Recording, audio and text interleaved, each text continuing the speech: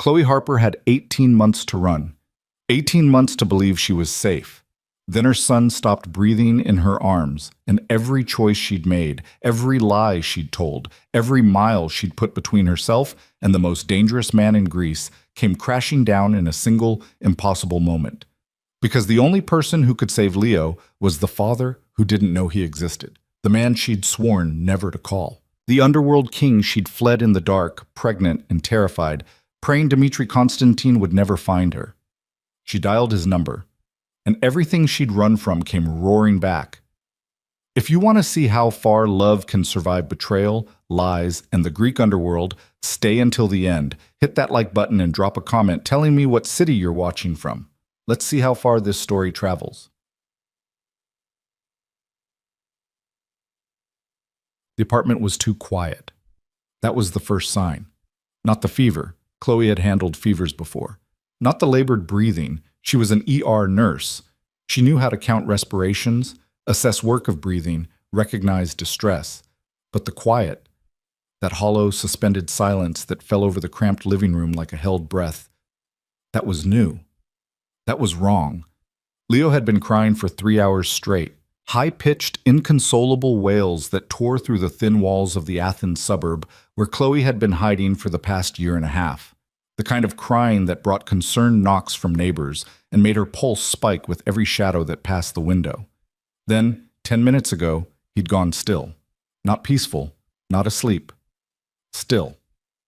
Chloe pressed her palm to his chest, feeling for the rise and fall she'd been monitoring obsessively since the fever spiked past 104. His skin was furnace hot beneath the damp washcloth she'd draped across his torso, his little body limp in her arms like a rag doll. His eyes were half open, glassy, unfocused. "Leo, baby, stay with me," her voice cracked. Professional detachment, the armor she wore in the ER, the wall between her and the chaos of trauma bays and code blues, shattered completely. This wasn't some stranger's child. This was hers. This was the boy she'd carried inside her body while she ran. The boy she'd delivered alone in a clinic outside Thessaloniki because she was too afraid to use her real name at a hospital. The boy whose first breath had been the only thing that mattered in a world that had gone dark and dangerous. She tilted his head back gently, checked his airway. Clear. Pulse. Thready, but there. Breathing, shallow, irregular, but present. Not a seizure. Not yet. But close. Too close. The thermometer beeped. 105.3. Chloe's hands shook as she reached for her phone. She'd already called the local clinic twice. They told her to give him ibuprofen, keep him hydrated, bring him in if it got worse. It had gotten worse. But the clinic was 20 minutes away on foot, and she didn't have a car. She didn't have money for a taxi. She didn't have money for anything except the rent on this shithole apartment and the groceries she bought in bulk at the discount market. She didn't have anyone. Except, no. Chloe set the phone down, her breath coming fast and shallow. She pressed the heels of her palms against her eyes, trying to think through the panic that clawed at her ribs. There had to be another option. There was always another option. She could call an ambulance, but an ambulance meant paperwork, questions, records. Records meant names.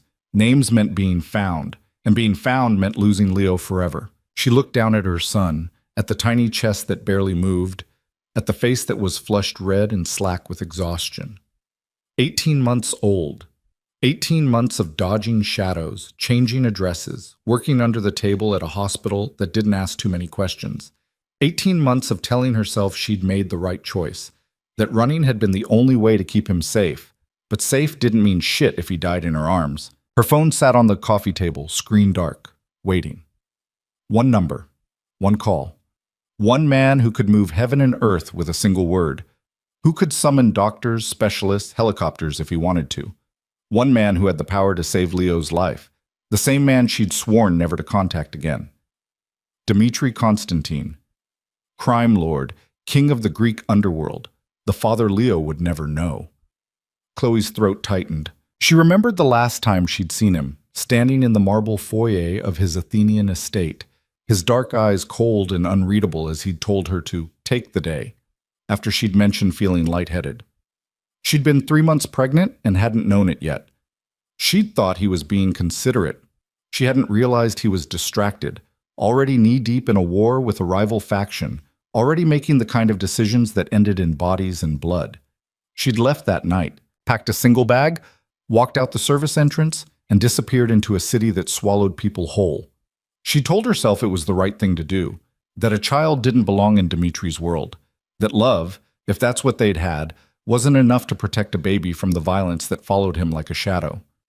But now, watching Leo's chest stutter with each breath, Chloe felt the full weight of that choice crushing down on her.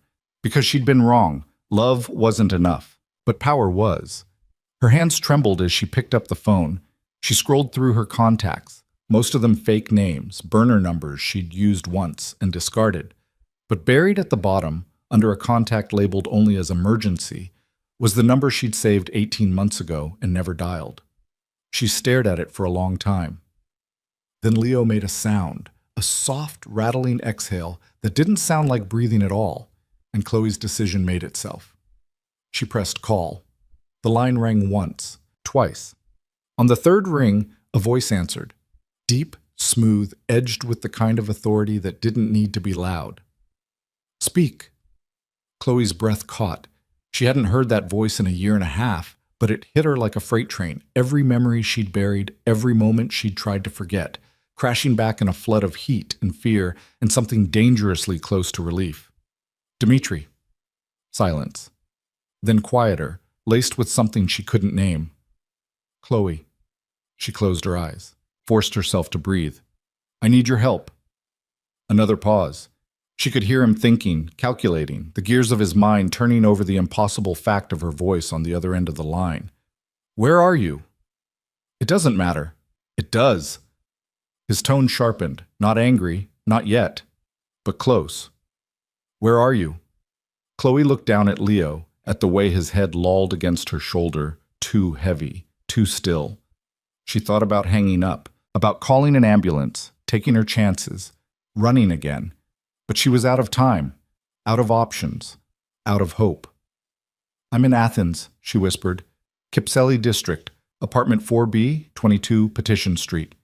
I'll be there in 20 minutes. Dmitri, don't move. Don't call anyone else. And Chloe?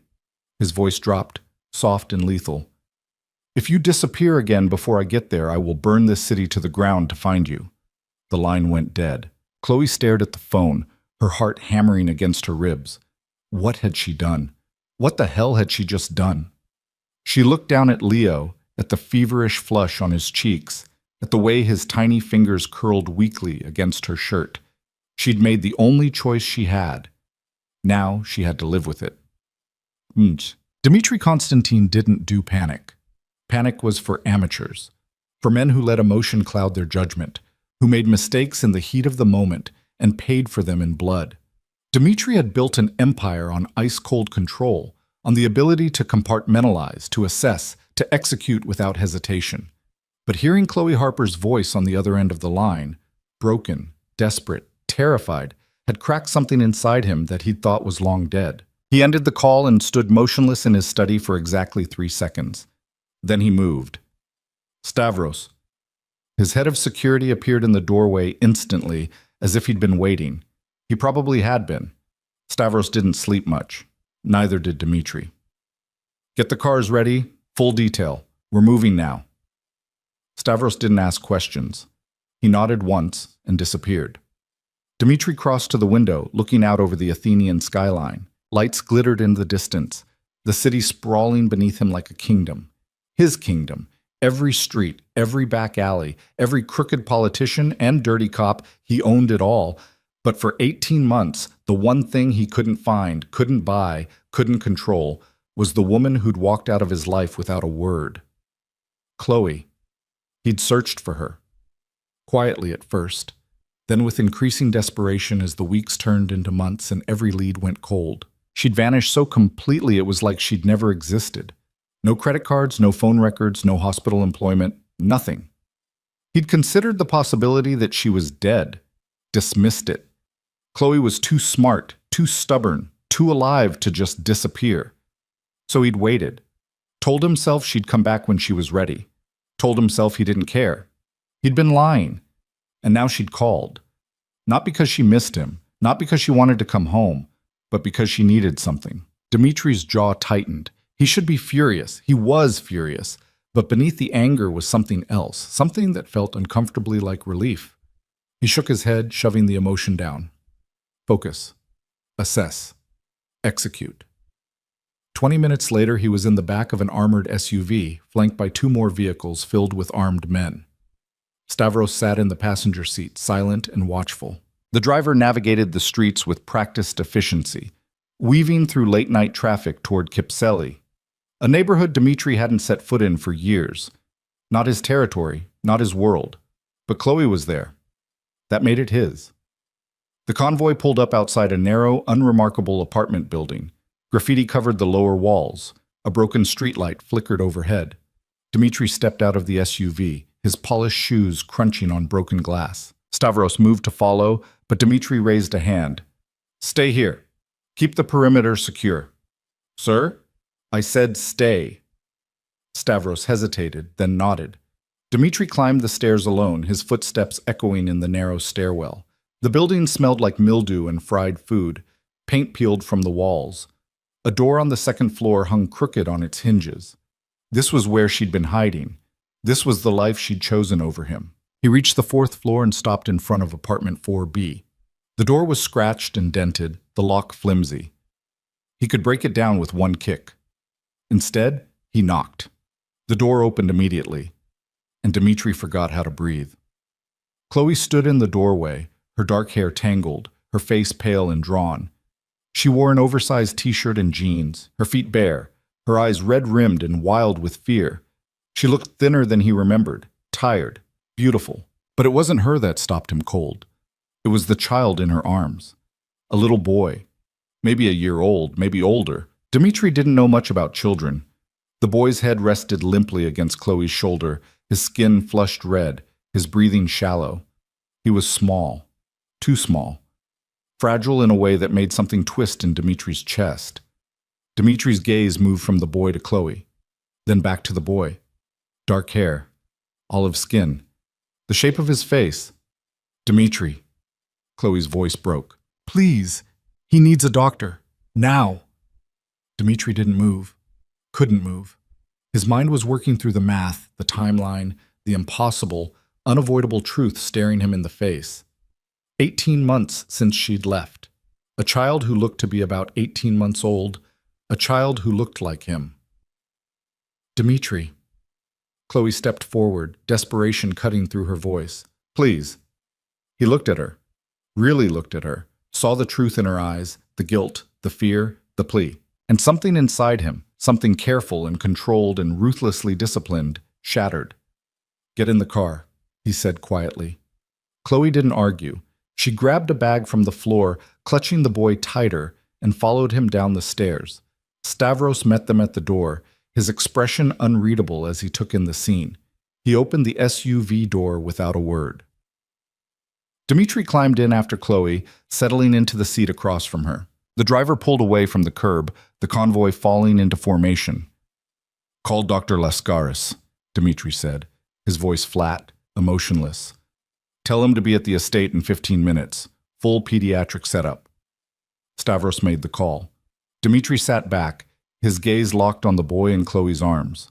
The boy's eyes fluttered open briefly, dark eyes, fever bright, and then closed again. "His name," Dmitri said. "What's his name?" Chloe's arms tightened around the child. "Leo." "Leo." Dmitri repeated the name silently, testing the weight of it. Then he looked at Chloe, and when he spoke, his voice was soft and deadly. "How old is he?" Chloe's breath hitched. She didn't answer. "How old?" 18 months.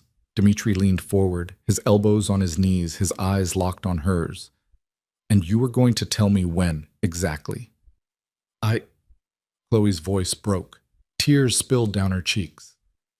"I didn't know how." "You didn't know how," Dmitri repeated, his tone icy. "You didn't know how to pick up a phone and tell me I have a son. It wasn't safe." "Safe." Dmitri's laugh was cold, humorless. "You thought he'd be safer here?" In this shithole, alone, with no one to protect him? I was protecting him from you, Chloe shot back, her voice breaking. From your world. From the violence, the danger, the… Enough! The word cut through the air like a blade. Chloe fell silent, tears streaming down her face, her arms wrapped protectively around Leo. Dmitri sat back, forcing himself to breathe, to think, to not put his fist through the window. She'd kept his son from him for 18 months. 18 months of missed moments, first words, first steps, first everything. 18 months of lying, hiding, running. And now she was here because she needed him. He should throw her out, let her fend for herself, let her live with the consequences of her choices. But then Leo made a soft, broken sound, and Dmitri's gaze snapped to the boy's face. Flushed, fragile, sick. His son. Dmitri's hands curled into fists. He forced them open. When we get to the estate, he said quietly, you're going to tell me everything. Every lie, every secret, every reason you thought you had the right to take my son away from me. And then we're going to figure out what happens next. Chloe nodded, not looking at him. The SUV sped through the city, the lights of Athens blurring past. Dmitri stared out the window, his jaw tight, his mind racing. 18 months she'd stolen from him. But she was here now, and she wasn't leaving. Not this time. The Constantine estate sat on the outskirts of Athens, hidden behind high walls and guarded gates. Chloe had been here before, back when she'd worked as Dmitri's private nurse, back when she'd been naive enough to believe she could keep her heart separate from her job. She'd failed spectacularly. The gate swung open as the convoy approached. The SUV rolled up the long driveway, past manicured gardens and marble fountains, stopping in front of the main house. Chloe had forgotten how massive it was, how cold, how intimidating, how completely wrong for a child. Stavros opened the door. Dmitri stepped out first, then turned and offered his hand. Chloe hesitated. Then she took it. His grip was firm, steady, impersonal. He didn't let go as he guided her up the steps and into the house. The foyer was exactly as she remembered. White marble floors, high ceilings, a chandelier that probably cost more than she'd earned in her entire life. A man in his 60s stood waiting, a medical bag in hand. Dr. Lascars. Chloe recognized him from her time here. He'd been kind to her once. He nodded at Dmitri, then looked at Chloe and the boy in her arms. His expression softened. Upstairs, Dmitri said. Guest wing, now. Dr. Lascaris followed them up the sweeping staircase, down a long hallway lined with closed doors. Dmitri pushed open one of them, revealing a spacious bedroom with an adjoining sitting room. The bed was enormous, the linens pristine. A crib had already been set up in the corner. Chloe stared at it. How… I made a call, Dmitri said simply. Lay him down. Chloe crossed to the crib, lowering Leo gently onto the mattress. He whimpered, his eyes fluttering open, unfocused. Dr. Lascaris was already beside her, setting down his bag, pulling out a stethoscope. Talk to me, he said gently. What are his symptoms? Chloe rattled off the details, fever spiking to 105, lethargy, decreased responsiveness, no rash, no vomiting. Dr. Lascaris listened, nodding, his hands moving efficiently as he examined Leo. He checked the boy's throat, his ears, his lungs. Likely a viral infection, he said finally, but the fever's too high. I'm going to start an IV, get some fluids in him, bring the temperature down. If he doesn't improve in the next few hours, we'll transfer him to a hospital. No hospitals, Dmitri said from the doorway. Dr. Lascaris looked at him. Dmitri, no hospitals. Handle it here. The doctor hesitated, then nodded. I'll need to stay and monitor him. Fine. Chloe stood frozen beside the crib, watching as Dr. Lascaris worked. The IV went in smoothly. Leo barely flinched, too exhausted to fight. The doctor administered medication, adjusted the boy's position, covered him with a light blanket. He'll be all right, doctor, Lascaris said quietly, meeting Chloe's eyes. You did the right thing, calling for help. Chloe nodded, unable to speak. Dr. Lascaris packed up his bag. I'll be downstairs if you need me. Check on him every 30 minutes. If the fever doesn't start coming down in 2 hours, call me immediately. He left, closing the door softly behind him. Chloe sank into the chair beside the crib, her legs giving out. She buried her face in her hands, her shoulders shaking with silent sobs. Chloe. Dmitri's voice was quiet, close. She looked up. He stood a few feet away, his hands in his pockets, his expression unreadable. You should rest, he said. I'm not leaving him. I didn't ask you to leave him. I said rest. Chloe shook her head. I can't. I need to. You need to sit down before you collapse. Dmitri's tone sharpened. You're no good to him if you fall apart. Chloe wanted to argue, but he was right. She was running on fumes, on adrenaline, on fear that had kept her moving for hours. Now, with Leo safe, or as safe as he could be, her body was starting to shut down. She leaned back in the chair, pulling her knees up to her chest. Dmitri watched her for a moment, then crossed to the sitting room. He returned with a blanket, draping it over her shoulders. Thank you, she whispered. He didn't respond. He pulled up another chair and sat across from her, his gaze fixed on the crib. They sat in silence, the room filled with the soft sounds of Leo's breathing and the quiet hum of the IV pump. Finally, Dmitri spoke. Tell me. Chloe's throat tightened. Tell you what? Everything. His eyes cut to hers, dark and cold. Start with why you left. Chloe closed her eyes. She'd known this conversation was coming, had dreaded it for 18 months, but there was no avoiding it now. I was pregnant, she said quietly. 3 months. I didn't know until after I left. Why didn't you tell me? Because I was terrified. The words spilled out, raw and honest. You were in the middle of a war, Dmitri. People were dying. Your enemies were circling. I watched you come home covered in blood more times than I could count. I couldn't bring a child into that. So you ran. So I ran, she echoed. I thought it was the right thing to do. I thought... Her voice broke. I thought he'd be safer without you. Dmitri's jaw tightened. And was he? Chloe looked at Leo, at the IV in his tiny arm, at the fever-flushed skin. No. Dmitri leaned forward, his elbows on his knees. Do you have any idea what it was like? Waking up and finding you gone? Searching for you for months, thinking you were dead, thinking I'd... He stopped, his voice cracking for the first time. You destroyed me, Chloe. Tears slid down her cheeks. I'm sorry. Sorry doesn't give me back 18 months. I know. He stood abruptly, pacing to the window. He's my son. I know. Mine. Dmitri turned, his gaze locking on hers. And you're not taking him away from me again. Do you understand? Chloe's breath caught. Dmitri, do you understand? She nodded slowly. Yes. Good. He crossed back to the crib, looking down at Leo. His expression softened, just slightly, just enough for Chloe to see the crack in the armor. What's he like? Chloe blinked. What? When he's not sick, what's he like? She smiled despite herself. He's loud. He laughs at everything. He loves music, any kind, it doesn't matter.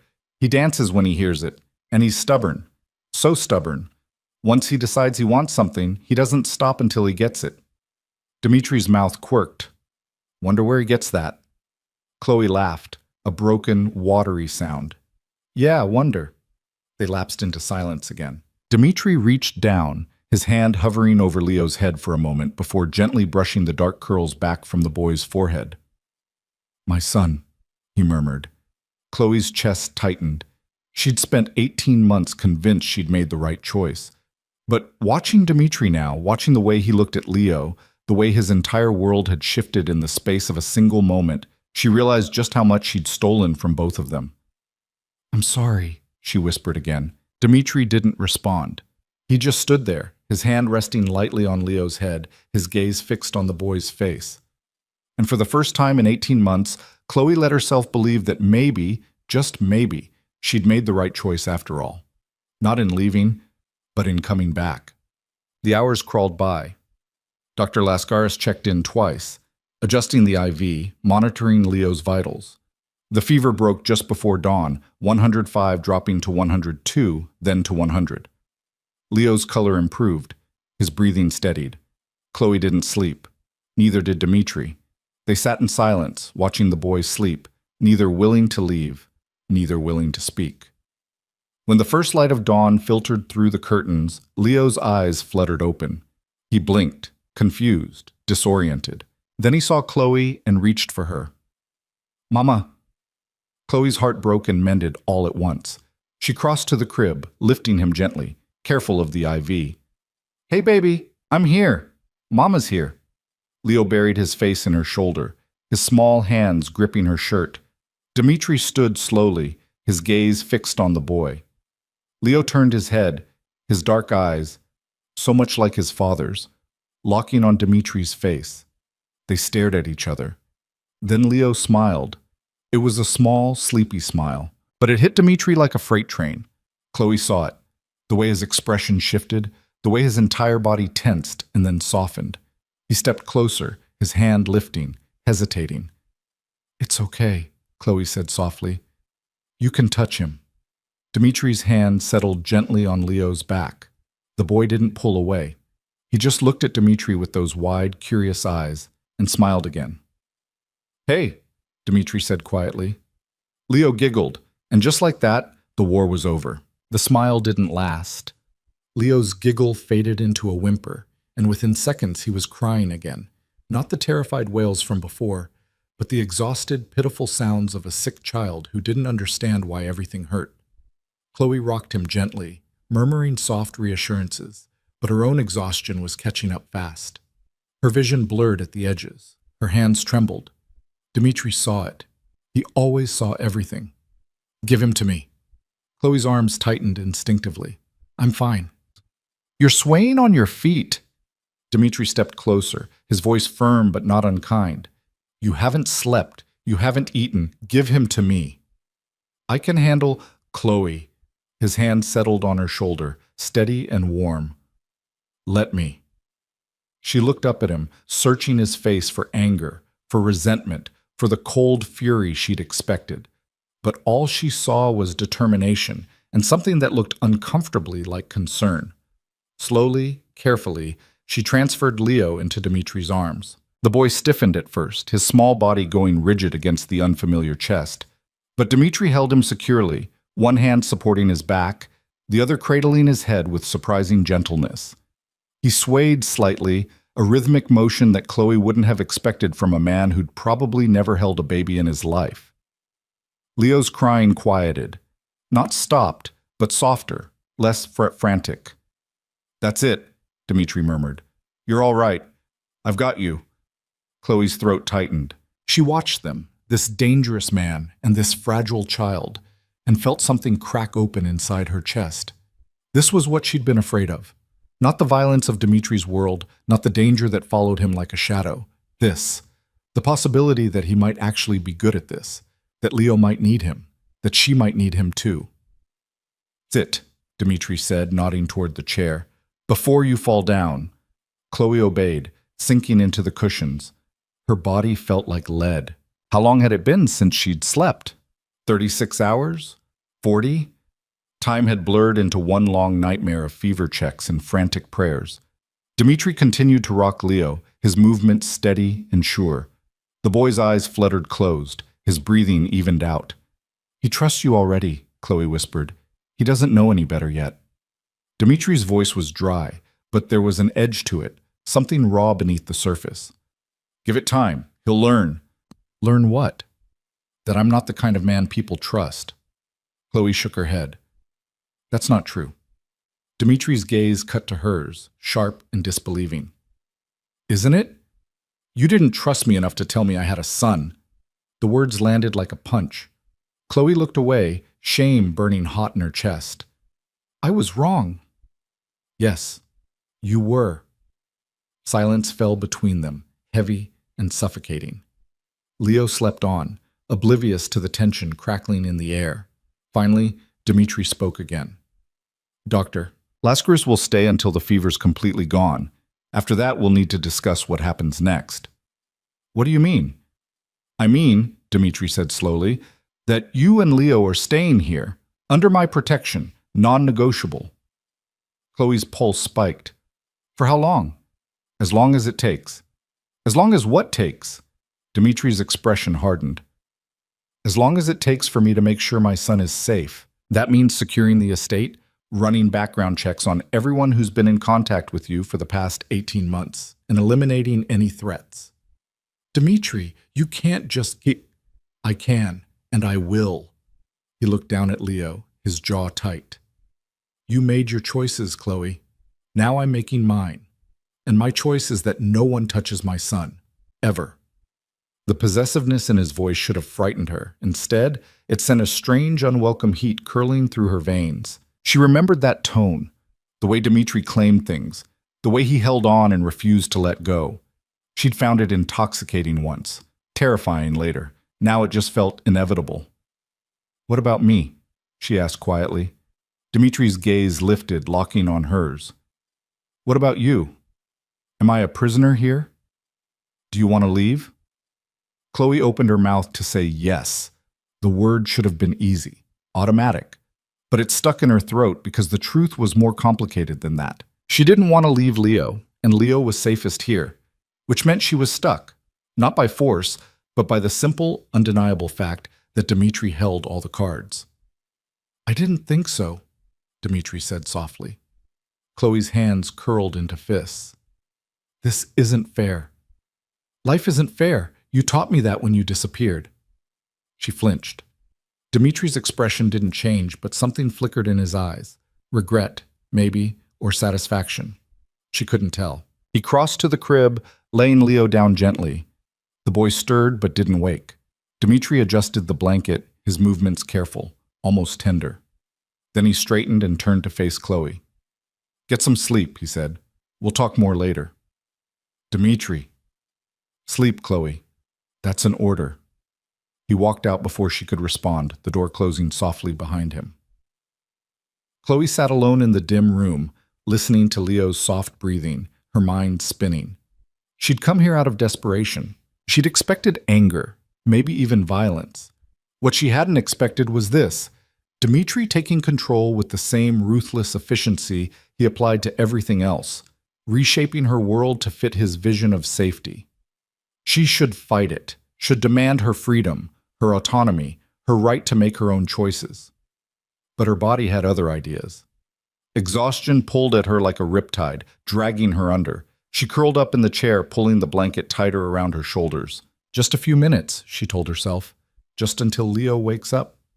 She was asleep before she finished the thought. Dmitri didn't go far. He stood in the hallway outside the room, his back against the wall, his hands clenched into fists. 18 months. The number kept circling through his mind, sharp and relentless.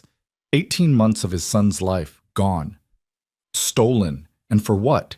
Because Chloe had decided, on her own, without asking, without trusting him, that Leo would be safer without him. She'd been wrong. The proof was in that shithole apartment, in the fever that had nearly killed the boy, in the desperation that had finally driven her back. But she'd also been right. Dmitri closed his eyes, forcing himself to acknowledge the truth he didn't want to face. 18 months ago, he'd been at war. The Papadakis faction had been pushing hard, challenging his territory, his authority, his right to rule. He'd been brutal in his response, calculated, merciless, and absolutely necessary. But it had also been dangerous. People had died. Good people. Innocent people caught in the crossfire. Chloe had seen all of it. She'd patched him up after fights, cleaned blood off his hands, watched him make the kind of decisions that kept him alive but cost him pieces of his humanity. She'd been terrified. And she'd run. He couldn't blame her for that. Not really. But he could blame her for not giving him a choice, for not trusting him enough to try. Stavros appeared at the end of the hall, his expression carefully neutral. Sir, Dr. Lascaris says the boy is stable. Fever's down to 99. He's optimistic. Dmitri nodded. Good. What else? The perimeter's secure. I've doubled the guard rotation and installed additional cameras. No one gets in without our knowledge. And the apartment? Clean team's already there. We'll have it stripped and sanitized within the hour. No trace left behind. Her records? Still working on it. She's been careful. Multiple aliases, cash-only transactions, no digital footprint. But we'll find everything eventually. Dmitri's jaw tightened. Chloe had been thorough, professional even. She'd learned well during her time with him, maybe too well. What about the Papadakis faction? He asked. Stavros hesitated. Quiet. Too quiet. Meaning? Meaning they know something, or they're planning something. Hard to say which. Dmitri's hands curled into fists. The Papadakis family had been a thorn in his side for years, old rivals who'd never quite accepted his rise to power. The war 18 months ago had ended in a stalemate, both sides too battered to continue. But truces in their world were fragile things, held together by fear and mutual exhaustion. If Costas Papadakis learned that Dmitri had a son, "Increase surveillance," Dmitri said quietly. "I want eyes on every member of that family, and I want to know the second anything changes." Yes, sir. Stavros left. Dmitri stood alone in the hallway, his mind already working through scenarios, probabilities, threats. He'd built his empire on control, on knowing more, moving faster, hitting harder than anyone else. But now there was a variable he couldn't control. Leo. A child. His child. Vulnerable in ways Dmitri had forgotten existed. He couldn't afford weakness. Couldn't afford mistakes. But he also couldn't afford to lose them again. Dmitri pushed off the wall and headed downstairs. The estate was quiet. Most of the staff were asleep or working in other wings. He made his way to his study, poured himself a drink, and stood at the window overlooking the grounds. The sun was rising, painting the sky in shades of gold and pink. Beautiful, peaceful, a lie. There was no peace in his world, only the illusion of it, purchased with blood and maintained through fear. And now he dragged Chloe and Leo into it. The door opened behind him. Dmitri didn't turn. "You look like hell," a familiar voice said. Dmitri's mouth quirked. "Good morning to you too, Nikos." His younger brother crossed the room, dropping into one of the leather chairs with characteristic irreverence. Nikos was everything Dmitri wasn't: charming, reckless, quick to laugh, and slow to plan. He was also fiercely loyal and dangerously competent when it mattered. "Stavros said we have guests," Nikos said. "Specifically, a woman and a kid. Care to explain?" Dmitri took a slow sip of his drink. "The woman is Chloe Harper. She used to work for me." "The nurse who disappeared? The one you tore the city apart looking for?" "Yes." Nikos leaned forward, his expression sharpening. "And the kid?" Dmitri set down his glass, met his brother's gaze head on. "My son." Silence. Then Nikos laughed, a sharp, disbelieving sound. "You're joking." "Do I look like I'm joking?" Nikos studied him for a long moment. Then he whistled low. "Holy shit, you're serious." "His name is Leo. He's 18 months old, and until yesterday, I didn't know he existed." "She hid him from you?" "She ran, found out she was pregnant after she left. Decided I was too dangerous to be a father." Nikos's expression darkened. "And now?" "Now she's here. And she's staying." "Does she know that?" "She will." Nikos shook his head, a grin tugging at his mouth. "This is insane. You know that, right? You have a kid, a whole-ass human being who shares your DNA. I'm aware. And you're just keeping them here like that's not going to blow up in your face?" Dmitri's gaze hardened. "I'm protecting them. There's a difference." "Is there?" Nikos's tone was skeptical. "Because from where I'm sitting, it looks like you're caging a woman who already ran from you once. That doesn't usually end well." "She came back. Because her kid was dying. Not because she wanted to." The words hit harder than Dmitri wanted to admit. He picked up his glass again, draining it in one swallow. "What do you want me to say, Nikos? That I should let her go? Send her back to that shithole apartment where she can barely afford food, let alone medical care? Where she's one bad day away from losing everything? I want you to admit that this isn't just about protection. You want her here. You want to keep her." Dmitri didn't answer. Nikos sighed. "Look, I get it. She hurt you. She took something from you. But if you turn this into a prison, you're going to lose her all over again. And this time, you'll lose the kid too." "I won't lose them." "You sure about that?" Dmitri turned away from the window, his expression hard. "I'm sure that I will do whatever it takes to keep my son safe. If that means Chloe stays here, then that's what happens. She made her choice 18 months ago. Now she has to live with mine. Nico stood, shaking his head. Just don't screw this up, okay? You're good at a lot of things, but relationships aren't one of them. Thanks for the vote of confidence. Anytime. Nikos paused at the door. For what it's worth, the kid's lucky to have you, even if you are a controlling bastard. He left before Dmitri could respond. Dmitri stood alone in the study, his brother's words echoing in his mind. He wasn't good at relationships, never had been. His world didn't allow for softness, for vulnerability, for the kind of trust that relationships required. But Leo wasn't a relationship. Leo was blood, family, his. And Dmitri protected what was his, no matter the cost. Chloe woke to the sound of laughter. For a moment, she didn't remember where she was. The room was too large, too bright, too clean. Then memory crashed back. Leo's fever, the desperate phone call, Dmitri's arrival, the estate. She sat up quickly, panic spiking. Where was Leo? The crib was empty.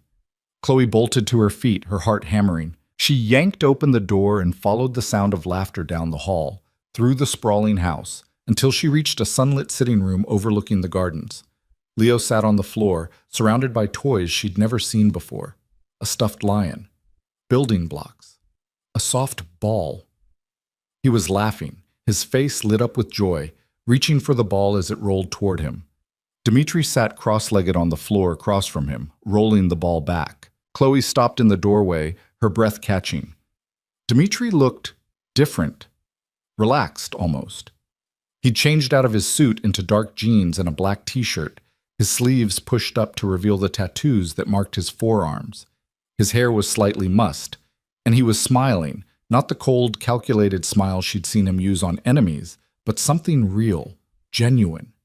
Leo giggled and threw the ball. It went wide, bouncing off Dmitri's knee. Dmitri caught it and rolled it back, slower this time. Good try, he said. You'll get it. Leo clapped his hands, delighted. Chloe's chest tightened. She'd imagined this moment 1,000 times, Dmitri meeting Leo, holding him, maybe even loving him. But she'd always imagined it ending in disaster, in Leo crying and Dmitri walking away, in the whole fragile dream shattering. She hadn't imagined this. Dmitri on the floor, patient and present, teaching his son to play. He woke up an hour ago, Dmitri said without looking up. Fever's gone. Dr. Lascaris checked him, said he's out of the woods. Chloe stepped into the room, her legs unsteady. Why didn't you wake me? You needed sleep. Dmitri finally looked at her, his expression unreadable. And I needed time with him. Time to do what? To get to know my son. The possessiveness in his voice was back, sharp and undeniable. Chloe crossed her arms, defensive. He's my son too. I'm aware. Dmitri stood, brushing off his jeans. But you've had 18 months with him. I've had 18 hours. I'm playing catch-up. Leo looked between them, his smile fading. He reached for Chloe, his small hands opening and closing. Mama. Chloe scooped him up, holding him close. He wrapped his arms around her neck, burying his face in her shoulder. It's okay, baby, she murmured. Mama's here. Dmitri watched them, his jaw tight. We need to talk. About what? About what happens next? Chloe's stomach twisted. I thought we already covered that. We're staying here until... What did you say? Until you decide it's safe? That's part of it. What's the other part? Dmitri's gaze was steady, unflinching. The part where you agree to let me be his father. Chloe's breath caught. I never said you couldn't. You didn't have to say it. You made that decision 18 months ago when you walked out. Dmitri stepped closer, his voice dropping. But that ends now. I'm his father, not a stranger, not a threat. His father. And I'm going to act like it. Meaning I'm going to be here every day. I'm going to feed him, play with him, put him to bed. I'm going to make decisions about his safety, his health, his future. And you're going to let me. Chloe's arms tightened around Leo. You can't just take over his life. I'm not taking over. I'm stepping in. There's a difference. Is there? Chloe's voice shook. Because it sounds a lot like you're trying to control everything.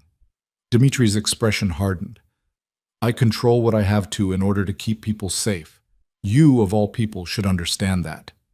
What I understand is that you don't know how to do anything halfway. You don't share power. You don't compromise. You take and you hold and you don't let go. You're right. Dmitri's voice was quiet, dangerous. I don't let go. Especially not when it comes to my son. They stared at each other, the air between them crackling with tension. Leo squirmed, uncomfortable with the silence. Down, he said, pushing against Chloe's chest. Down, Mama. Chloe set him on the floor. He immediately toddled over to Dmitri, grabbing his leg for balance. Up, Leo demanded, raising his arms. Dmitri's expression softened instantly. He lifted the boy, settling him on his hip. Leo grinned and patted Dmitri's face with both hands.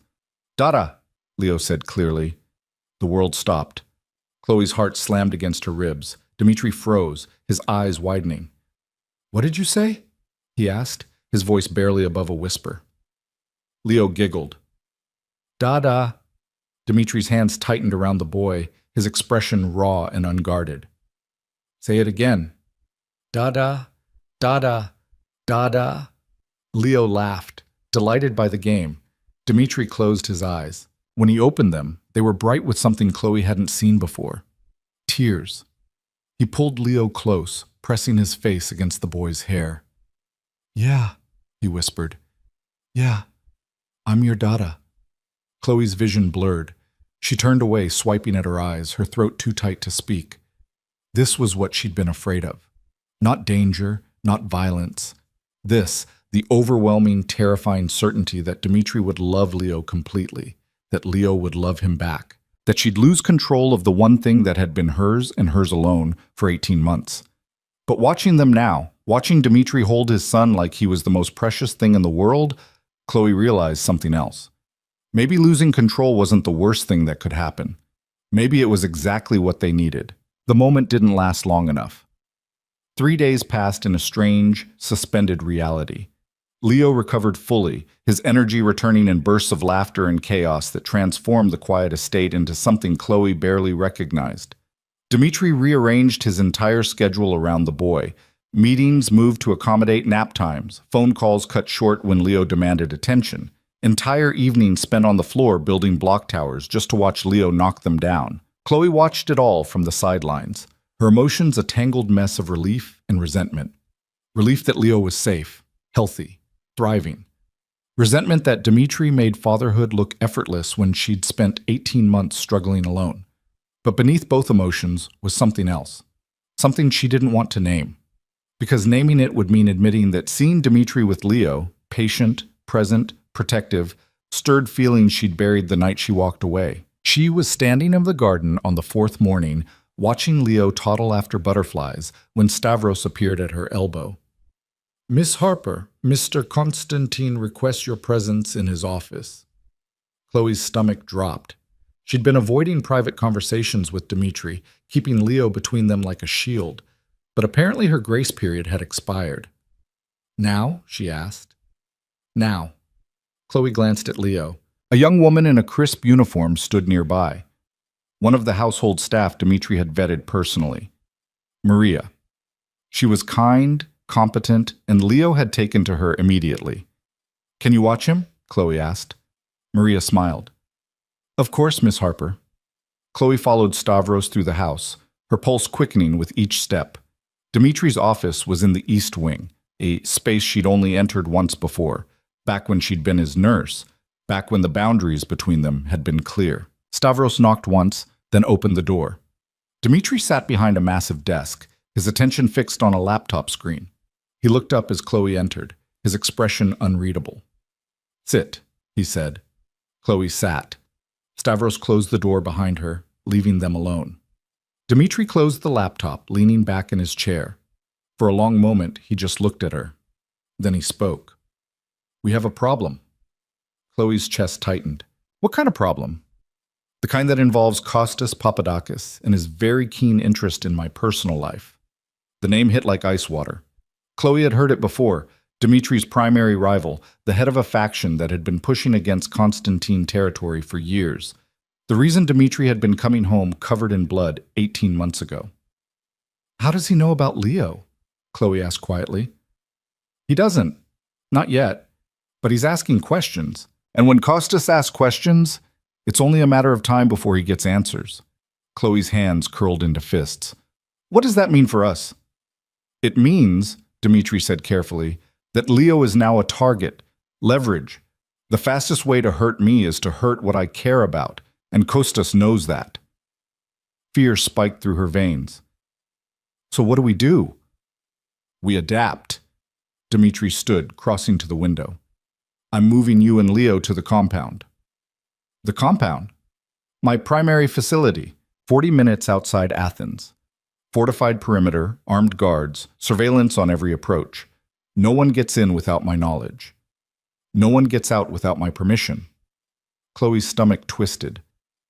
That sounds like a prison. It's a fortress. There's a difference. Is there? Chloe stood, her voice rising. Because it sounds like you're locking us up. Dmitri turned, his gaze hard. I'm protecting you. That's what fathers do. You're not just his father. You're it. Chloe stopped, searching for words. You're a crime lord, Dmitri. Your protection comes with a price. What price? Freedom, choice, the ability to live our own lives. Dmitri's jaw tightened. You gave up the right to make those choices when you came back. I came back because my son was dying. And now he's alive, because of me. Because I have the resources, the connections, the power to keep him safe. So yes, Chloe, there's a price. And the price is that you trust me to do what's necessary. Chloe shook her head, frustration burning hot. I can't just hand over control of my life to you. You already did. The moment you dialed my number. The words hung between them, sharp and undeniable. Chloe wanted to argue, to push back, to insist she still had autonomy. But Dmitri was right. She'd set this in motion. And now she was caught in the current, powerless to change course. When do we leave? She asked finally. Tomorrow morning. Pack what you need. Everything else will be provided. Chloe turned toward the door, her throat tight. Chloe. She stopped but didn't turn around. I know you're afraid, Dmitri said quietly. I know this isn't what you wanted, but I will keep you safe, both of you. That's a promise. Chloe didn't respond. She walked out, closing the door behind her, her heart pounding against her ribs. She believed him. That was the problem. She believed Dmitri would protect them with everything he had. But protection wasn't the same as freedom, and she was starting to realize that in Dmitri's world, you couldn't have both. The compound was nothing like the estate. Where the estate had been elegant and sprawling, the compound was functional and fortified. High concrete walls topped with razor wire, guard towers at each corner, a single reinforced gate that required 3 levels of security clearance to open. Inside, the main building was sleek and modern, all steel and glass, but Chloe could see the cameras, the reinforced doors, the armed men stationed at every entrance. It looked exactly like what it was, a fortress built to withstand a siege. Leo didn't notice. He was too busy exploring the massive playroom Dmitri had set up on the 2nd floor, complete with toys, books, and a mural of jungle animals painted across one wall. Chloe stood in the doorway, watching him play, trying to ignore the panic clawing at her chest. He likes it. Chloe turned. Dmitri stood behind her, hands in his pockets, his expression carefully neutral. He's 18 months old, Chloe said. He'd like a cardboard box if you put toys in it. Fair point. Dmitri stepped into the room, crouching down as Leo ran over with a stuffed elephant. What do you have there? Effant, Leo declared proudly. That's a good elephant. What's his name? Leo thought hard. Big. Dmitri's mouth quirked. Big the elephant. I like it. Chloe's chest tightened. Watching them together was becoming harder, not easier. Every smile, every laugh, every moment of connection reminded her of what she'd stolen from both of them, and what she was losing now. Dmitri stood, his attention shifting to Chloe. We need to talk about security protocols. Of course we do. If Dmitri caught the sarcasm, he didn't show it. You and Leo stay in the residential wing. No leaving the building without armed escort. No phone calls unless I approve them first. No contact with anyone from your old life. Chloe's hands curled into fists. So I'm a prisoner. You're protected. Protected and trapped. Feel pretty similar from where I'm standing. Dmitri's expression hardened. Would you rather I let you walk out that gate? Let you go back to your apartment, your life, and wait for Costas to figure out you exist? Because that's the alternative, Chloe. Freedom or safety? Pick one. That's not fair. Life isn't fair, you already knew that. Chloe turned away, her jaw tight. She wanted to scream, to throw something, to break the suffocating control Dmitri wrapped around everything. But Leo was right there, playing happily, oblivious to the cage closing around them. How long? She asked quietly. How long what? How long do we stay here? Dmitri was silent for a moment. Then he said, until the threat is neutralized. And what does that mean? It means I handle Costas permanently. Chloe's blood went cold. You're going to kill him, if necessary. And if it's not necessary, then I'll find another way. But one way or another, he stops being a problem. Chloe turned to face him, her voice shaking. This is exactly what I was afraid of. This is why I left, because your solution to everything is violence. My solution to everything is survival, Dmitri shot back. And sometimes survival requires violence. I won't apologize for that. I'm not asking you to apologize. I'm asking you to see that there might be another way. There isn't. How do you know? Because I've been doing this for 15 years, Chloe. I know how men like Costas think. I know what they respect and what they exploit. And sentiment, family, love, anything that looks like weakness, that's what they exploit first. Chloe's throat tightened. So what are we supposed to do? Hide here forever while you wage war? You're supposed to trust me. I don't know if I can. The words came out before she could stop them. Dmitri's expression shuddered, his jaw tightening. Then we have a problem, he said quietly. Before Chloe could respond, the door opened. Stavros stepped in, his face grim. Sir, we have movement on the perimeter. 3 vehicles, unidentified. Dmitri's entire demeanor shifted. The father disappeared, replaced by the crime lord, cold, focused, lethal. Lock it down, he ordered. Full protocols, no one in or out. Stavros nodded and vanished. Dmitri crossed to Chloe in 2 strides, gripping her shoulders. Take Leo to your room. Lock the door. Don't open it for anyone except me or Stavros. Understand? Fear spiked through her. What's happening? I don't know yet, but I'm not taking chances. His hands tightened. Go, now. Chloe scooped up Leo, who protested loudly at being pulled away from his toys. She carried him out of the playroom, down the hall, into the suite Dmitri had assigned them. The door was heavy, reinforced. She locked it, her hands shaking. Leo squirmed. Down, Mama. Not yet, baby. Just not yet. She set him on the bed, her pulse racing. Outside, she could hear shouts, the sound of engines, footsteps running past. The compound was mobilizing. Leo started to cry. Chloe pulled him close, murmuring reassurances she didn't believe. Her mind raced. Was it Costas? Had he found them already? Was this the attack Dmitri had been preparing for? Minutes crawled by. Then an hour. The sounds outside faded. Silence fell. Chloe's phone buzzed. A text from Dmitri. False alarm. Stand down. Relief flooded through her, so intense it left her dizzy. She sat down hard on the bed, Leo still crying in her arms. It's okay, she whispered. We're okay. But she didn't believe it, because this was their life now. Locked doors and armed guards and the constant gnawing fear that the next alarm wouldn't be false. This was what Dmitri's protection looked like, and Chloe was starting to realize she couldn't live like this. Dmitri found her 2 hours later, sitting on the floor of the suite with Leo asleep in her lap. He knocked once, then entered without waiting for permission. He's down? Dmitri asked quietly. Chloe nodded. Finally, the noise scared him. I'm sorry. Chloe looked up, surprised. Dmitri rarely apologized for anything. He crossed the room, lowering himself to sit beside her. For a moment, they just sat in silence, watching Leo sleep. It wasn't Costas, Dmitri said finally. Local gang. Wrong place, wrong time. They got close enough to trigger the perimeter sensors, but not close enough to be a real threat. This time, Dmitri agreed. Chloe's hands tightened around Leo. I can't do this, Dmitri. Can't do what? Live like this.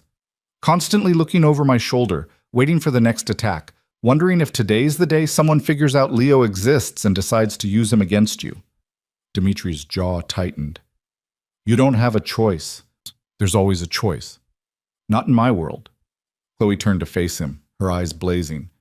Then maybe we shouldn't be in your world. The words landed like a slap. Dmitri's expression went cold. You want to leave. I want my son to have a normal life. I want him to play outside without armed guards. I want him to go to school, make friends, grow up without learning that people want to hurt him just because of who his father is. That's not possible. It could be, if you let us go. Dmitri stood abruptly, his hands curling into fists. I'm not letting you go. You don't get to decide that. I do, because the second you walk out that gate, you're dead. Maybe not today, maybe not tomorrow, but eventually, Costas will find you, or someone else will, and they'll use you to get to me. Is that what you want? I want a choice, Chloe's voice cracked. I want to feel like I have some control over my own life, but you've taken everything, my freedom, my decisions, my ability to protect my own son. You've turned me into a prisoner and called it love. It's not love, Dmitri said harshly. It's necessity. I don't have the luxury of soft feelings, Chloe. I have enemies who would kill you just to prove they can. So yes, I lock the doors. Yes, I control who you see and where you go, because the alternative is losing you, and I won't do that again. Tears spilled down Chloe's cheeks. You're going to lose me anyway if you keep doing this. Then I'll lose you in a cage where you're alive. Better that than free and dead. The words hung between them, brutal and honest. Chloe wiped her eyes, her voice steady despite the tears. I need you to hear me, Dmitri. Really hear me. This isn't protection. This is control. And if you don't find a way to trust me, to let me be a partner instead of a prisoner, you're going to destroy us. Dmitri stared at her, his expression unreadable. Then he turned and walked out without another word. The door closed behind him with a soft click. Chloe sat alone in the silence, holding her sleeping son, and wondered if she'd just made the biggest mistake of her life. Dmitri didn't sleep that night. He stood in his office, staring at the security feeds, watching the compound perimeter like he could will threats into existence just by looking hard enough. Chloe's words echoed in his mind. This isn't protection. This is control. She was wrong. She had to be wrong. Because if she was right, if he was caging her instead of protecting her, then what the hell was he doing? The door opened. Nikos walked in without knocking, holding 2 glasses and a bottle of whiskey. You look like you need this, Nikos said, pouring generously. Dmitri took the glass, drained it. Nikos poured another. She wants to leave, Dmitri said quietly. Can't blame her. This place is a fortress, not a home. It's safe. Safe isn't the same as happy. Dmitri's hands tightened around the glass. I don't know how to do this, Nikos. I don't know how to keep them safe without controlling everything. Then maybe you need to stop trying to control everything. That's not helpful. It's true. Nikos leaned against the desk.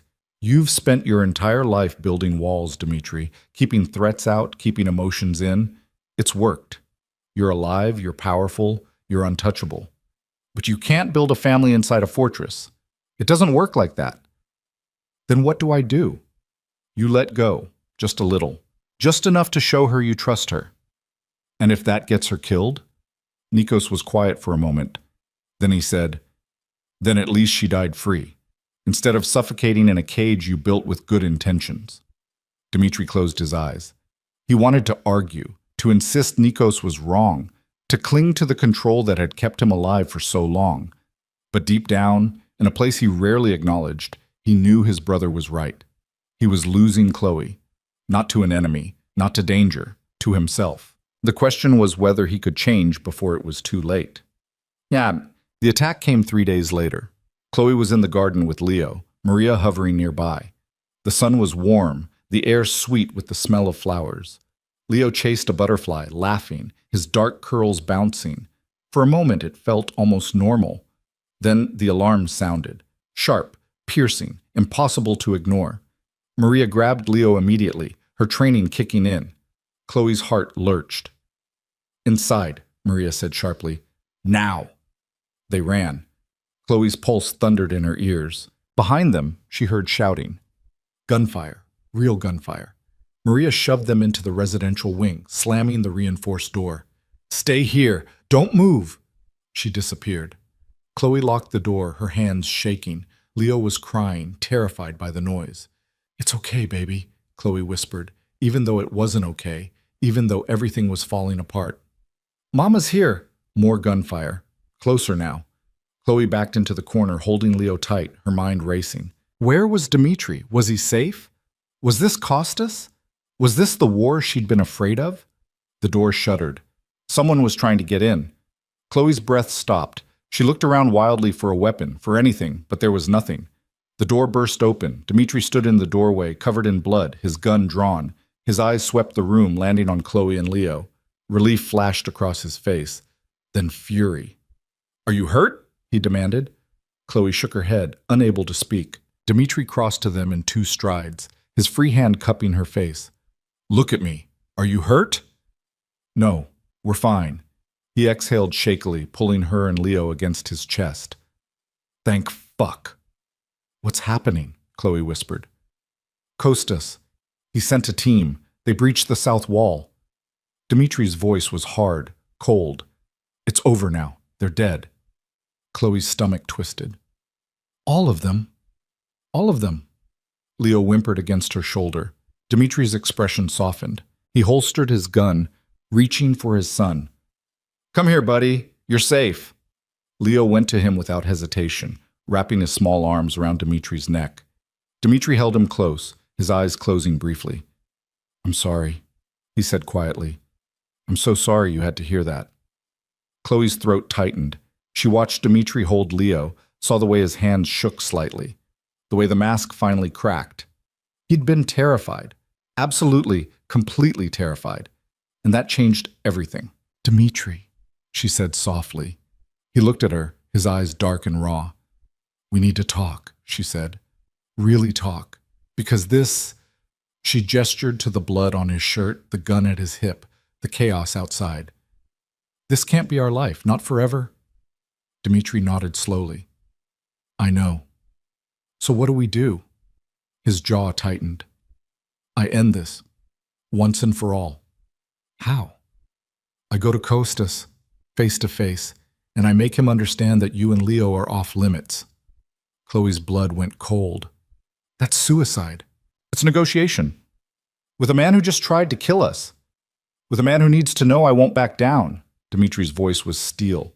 "And that I'm willing to offer him something in return for peace. Like what?" "Territory, money, whatever it takes." Chloe stared at him. "You'd give up part of your empire? For us?" Dmitri met her gaze, unflinching. "I'd burn the whole thing to the ground if it meant keeping you safe." And in that moment, Chloe finally understood. This wasn't about control. It never had been. It was about love. Broken, desperate, all-consuming love. "Then I'm coming with you," she said. Dmitri's eyes widened. "Absolutely not." "Yes, I am." Chloe stepped closer, her voice firm. "You said you want me to trust you. Well, I need you to trust me too.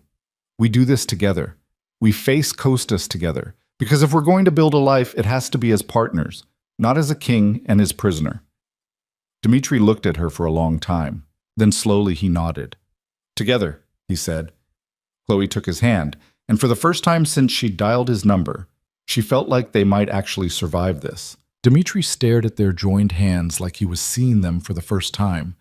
Then his fingers tightened around hers, and he pulled her close, not possessively, but desperately, like a drowning man grabbing a lifeline. "You don't know what you're asking," he said against her hair. "I know exactly what I'm asking." Chloe pulled back just enough to meet his eyes. "I'm asking you to let me stand beside you instead of behind you. I'm asking you to stop treating me like something that will break. You could break. Costas could do a lot of things, but hiding from him won't change that. Chloe's voice was steady, certain. And if we're going to make this work, if we're going to be a family, then we face threats together. Not with you playing bodyguard while I sit in a locked room wondering if you're coming back. Dmitri's jaw worked. Leo squirmed between them, pushing against Dmitri's chest with tiny hands. Down, Leo demanded. Dada, down. Dmitri set him on the floor carefully. Leo immediately toddled to his toy box, apparently unbothered by the gunfire and chaos that had shaken the compound minutes ago. The resilience of children, Chloe thought. They adapted to anything if the people they loved stayed calm.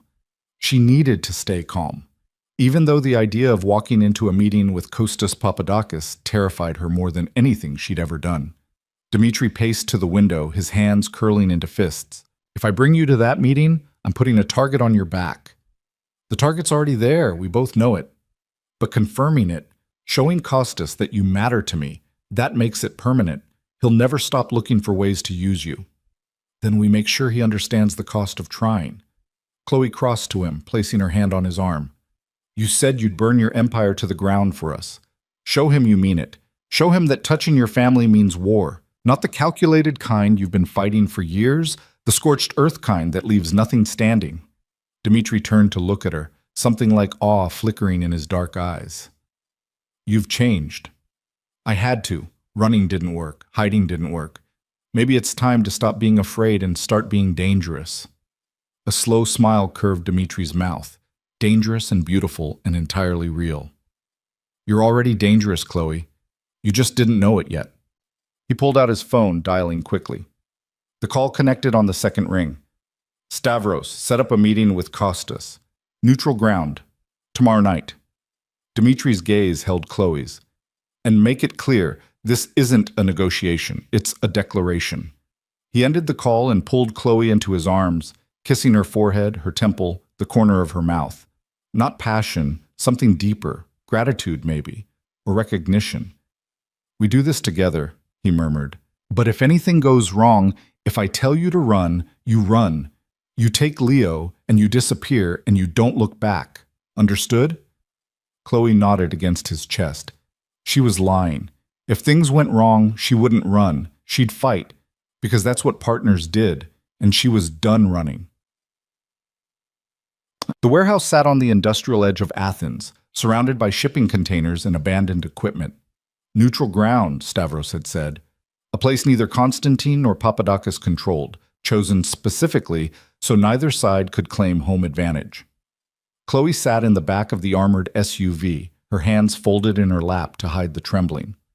Leo was safe at the compound with Maria and a full security detail. Leaving him had been the hardest thing she'd ever done, but Dmitri had been right about one thing.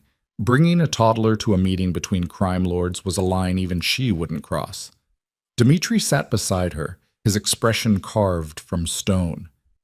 He'd changed into a dark suit, his gun holstered beneath his jacket. He looked every inch the king he was, powerful, untouchable, lethal. But Chloe had seen him on the floor playing with their son, had watched him cry when Leo called him Dada, had felt him shake with fear when the compound was breached. She knew the man beneath the armor, and she loved him anyway. The thought hit her like lightning. She loved him. Still. Maybe she'd never stopped. Maybe that's why running had hurt so much, because leaving Dmitri had meant carving out a piece of her own heart. You're thinking too loud, Dmitri said quietly. Chloe blinked. What? Whatever you're thinking about, stop. I need you focused. I am focused. You're terrified. I can feel it. Chloe took a slow breath. I'm allowed to be terrified, as long as I don't let it control me.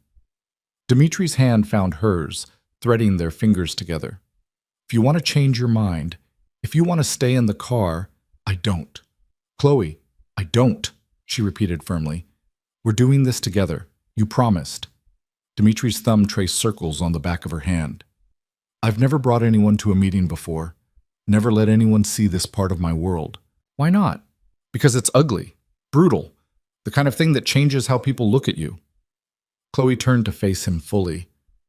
I've already seen you covered in blood, Dmitri.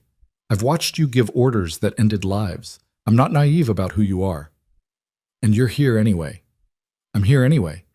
Something fierce and possessive flashed in Dmitri's eyes. He pulled her close, kissing her hard, a claiming, a promise, a plea, all wrapped into one. Chloe kissed him back, pouring 18 months of longing and fear and desperate hope into it. When they broke apart, both breathing hard, Stavros cleared his throat from the front seat.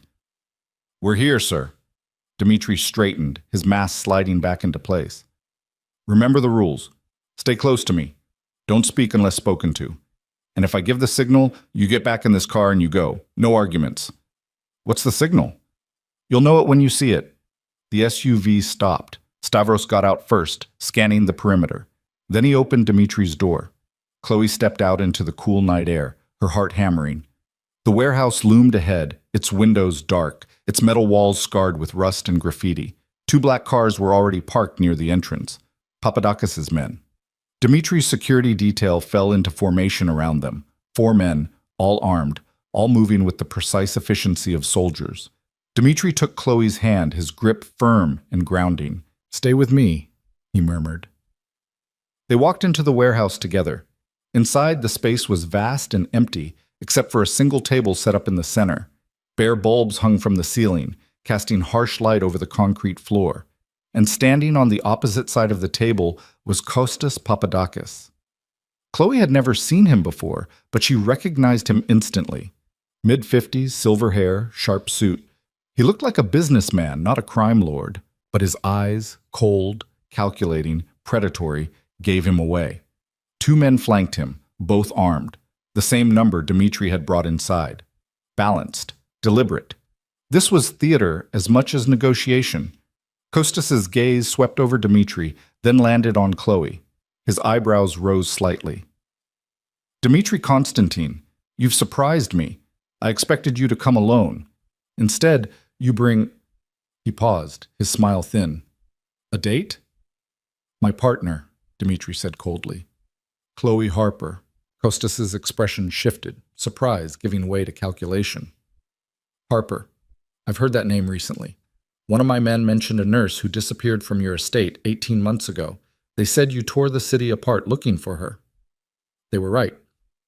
"And now she's back."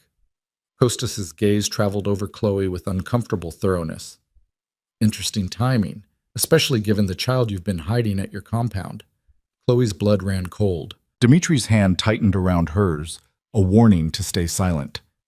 "I'm not hiding anything," Dmitri said evenly. "I'm protecting what's mine. There's a difference." "Is there?" Costas leaned against the table, casual but watchful. "Because from where I stand, it looks like you have a weakness now. A pretty nurse and a baby, soft targets." "Touch them," Dmitri said quietly, "and I will end you. Not your organization, not your territory. You, personally. I will make it slow, painful, and public. And then I will dismantle everything you've built piece by piece until there's nothing left but ashes." The temperature in the room dropped. Costas's men shifted, hands moving toward their weapons. Dmitri's security detail mirrored the movement. Costas held up a hand, stopping the escalation before it began. "Easy, Dmitri. I'm not here to threaten your family. I'm here to understand why you called this meeting. Because your men attacked my compound.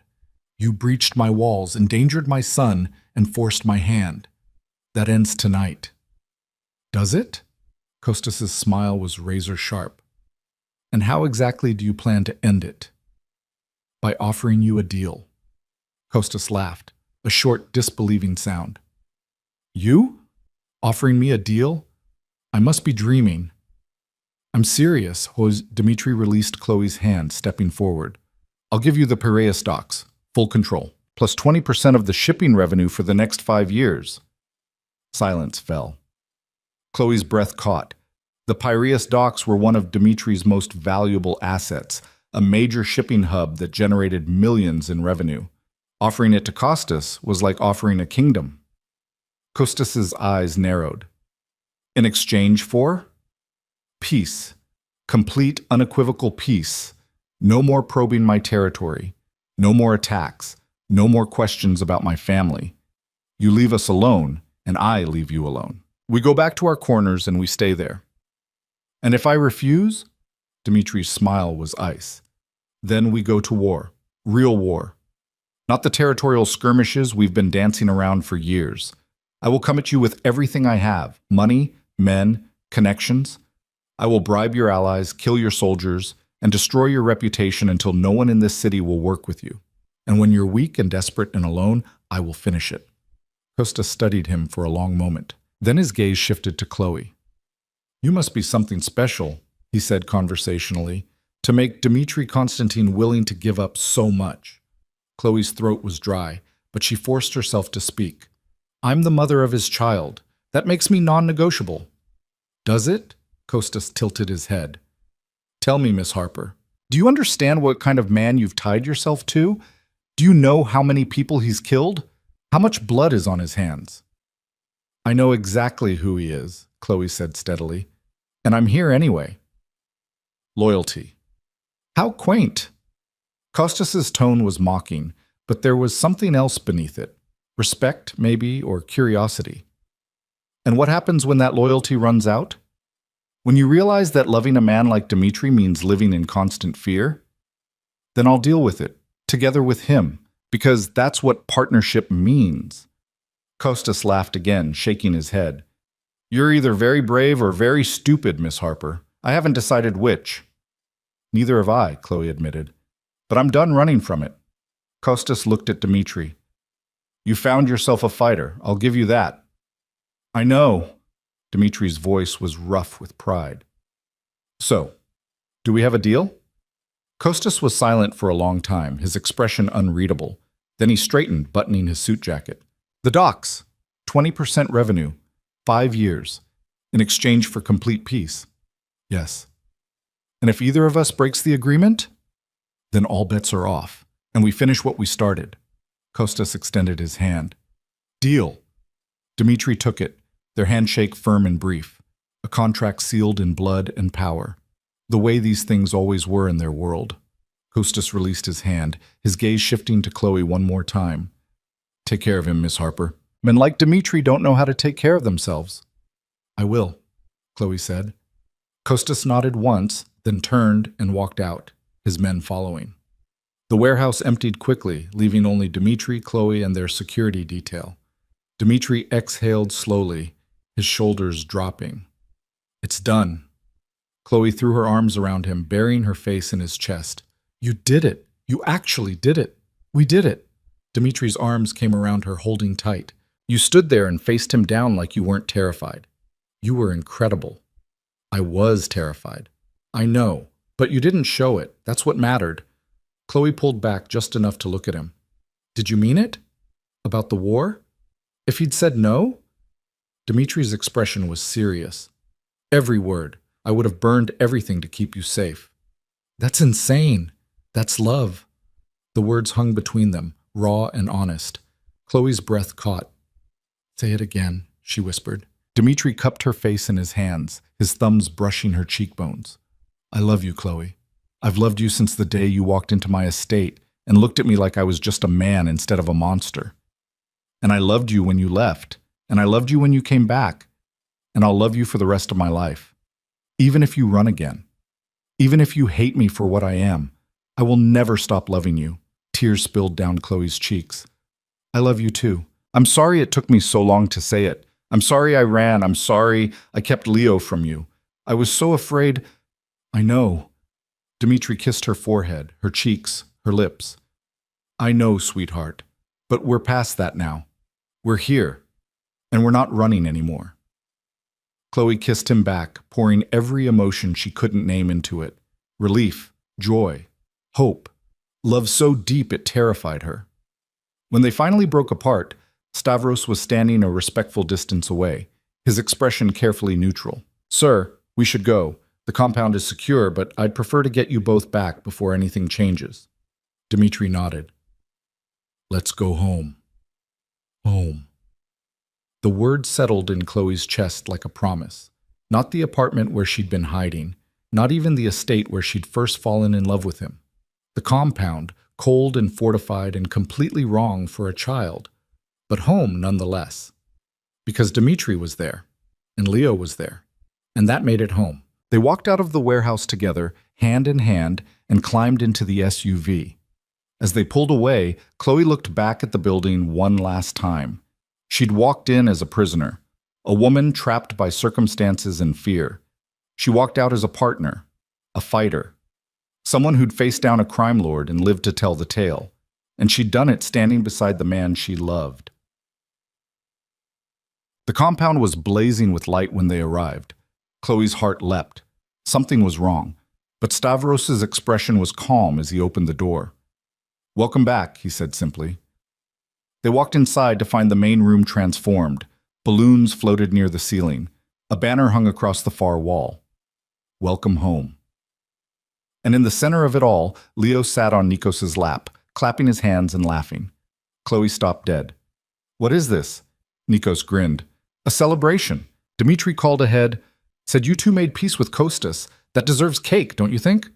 Leo saw them and shrieked with joy. Mama, Dada!" He scrambled off Nikos's lap and ran, toddled quickly, toward them. Chloe scooped him up, holding him tight. "Did you miss us, baby?" Miss! Leo patted her face enthusiastically, then reached for Dmitri. "Dada home." Dmitri took him, his expression softening instantly. "Yeah, buddy, Dada's home." Nico stood, crossing to clap Dmitri on the shoulder. "You actually did it. You negotiated instead of burning everything down." "I'm impressed." "Don't be too impressed. If he'd said no, I would have burned it down anyway." "I believe you." Nikos turned to Chloe, his grin widening. "And you? Standing up to Costas Papadakis on your first outing. Either you're fearless or insane." "Probably both," Chloe admitted. Nikos laughed. "I like her, Dmitri. Don't screw this up." "I'll try not to." The rest of the evening passed in a blur of laughter and cake and Leo getting frosting everywhere. The security team joined in, toasting to peace with quiet satisfaction. Even Stavros cracked a smile. It felt surreal. A crime lord's compound surrounded by armed guards, celebrating a treaty sealed with threats and power plays. But in the middle of it all was a little boy laughing, and two people who'd found their way back to each other despite impossible odds. As the night wound down, Dmitri carried Leo upstairs to the nursery. Chloe followed, watching as he laid their son in the crib and pulled the blanket up. "Sleep tight, buddy," Dmitri murmured, brushing Leo's curls back. "Dada loves you." "Love Dada," Leo mumbled, already half asleep. Dmitri's eyes closed briefly, his expression raw. Then he straightened and took Chloe's hand, leading her out into the hall. "Come with me," he said quietly. He led her to his suite, a space she'd never entered before. It was simpler than she'd expected. Clean lines, minimal furniture, large windows overlooking the compound grounds. A king-size bed dominated one wall. Dmitri closed the door behind them and pulled Chloe into his arms. "I need to say something," he said against her hair. "What?" "I was wrong. About everything. About locking you up. About making decisions without you. About thinking I could protect you by controlling you. You were right. It wasn't protection. It was fear. I was so afraid of losing you again that I tried to hold on too tight." Chloe's throat tightened. "You were trying to keep us safe." "I was. But I was also trying to keep you, and those aren't the same thing." Dmitri pulled back, meeting her eyes. "From now on, we make decisions together. About Leo, about security, about our future. I'm done being a king who gives orders. I want to be a partner who listens." "Can you do that?" Chloe asked softly. "Can you really let go of control?" "I don't know," Dmitri admitted. "But I'm going to try, because losing you would destroy me, and I'd rather fail at being a good partner than succeed at being a perfect tyrant." Chloe kissed him, slow and deep and full of promise. "Then we'll figure it out together." They made love that night, not the desperate, frantic coupling of people who'd been apart too long, but something gentler, a reconnection, a promise. Two people choosing each other despite the odds, despite the danger, despite every reason they had to run. Afterward, Chloe lay in Dmitri's arms, her head on his chest, listening to his heartbeat. "What happens now?" she asked quietly. "Now we live," Dmitri said. "We raise our son. We build something real, and we trust that we're strong enough to survive whatever comes next." "Are we?" Dmitri's arms tightened around her. "Yeah, sweetheart, we are." And lying there in the darkness, surrounded by walls and guards and the remnants of a war they'd just ended, Chloe finally believed him. They were strong enough. Together, they could survive anything. 6 months changed everything and nothing at all. The compound was still a fortress. The guards still patrolled the perimeter. The walls still stood high and unforgiving against the Athens skyline. But inside those walls, something fundamental had shifted. Chloe woke to sunlight streaming through the bedroom windows and the sound of Leo's laughter echoing from somewhere downstairs. She stretched, her body warm and relaxed in a way it hadn't been in years. The bed beside her was empty, but she could smell coffee. Dmitri's doing. He'd started bringing her coffee in bed weeks ago, a small gesture that somehow meant more than all the grand declarations. She pulled on her robe and padded downstairs, following the sound of voices to the kitchen. The scene that greeted her stopped her in her tracks. Dmitri stood at the stove, still in pajama pants and a t-shirt, flipping pancakes. Leo sat on the counter beside him, wearing more batter than clothes, chattering away in the incomprehensible mix of real words and toddler gibberish that passed for conversation these days. And then the doggy goes woof woof, Leo was explaining seriously. Does he? Dmitri flipped a pancake with practiced ease. What else does the doggy do? Runs. Fast, fast, fast. That's pretty fast. Chloe leaned against the doorway, her chest tight with emotion. This wasn't the man she'd run from 18 months ago. That man had been all sharp edges and cold control, a king who ruled his empire with an iron fist and never let anyone see the vulnerable parts. This man, the one making pancakes with their son, his hair mussed from sleep, his expression soft and open, was someone new, someone Dmitri was choosing to become. Morning, she said softly. Dmitri looked up, his face lighting up in a smile that still took her breath away. Morning, sweetheart. Coffee's ready. Pancakes are almost done. Leo spotted her and shrieked with joy. Mama, Dada making cakes. I see that. Are they good cakes? The best, Leo declared with absolute certainty. Chloe crossed to them, kissing Leo's syrup-sticky cheek, then rising on her toes to kiss Dmitri properly. He responded immediately, his free hand coming up to cup the back of her head, deepening the kiss until Leo made exaggerated gagging sounds between them. Yucky, Leo announced.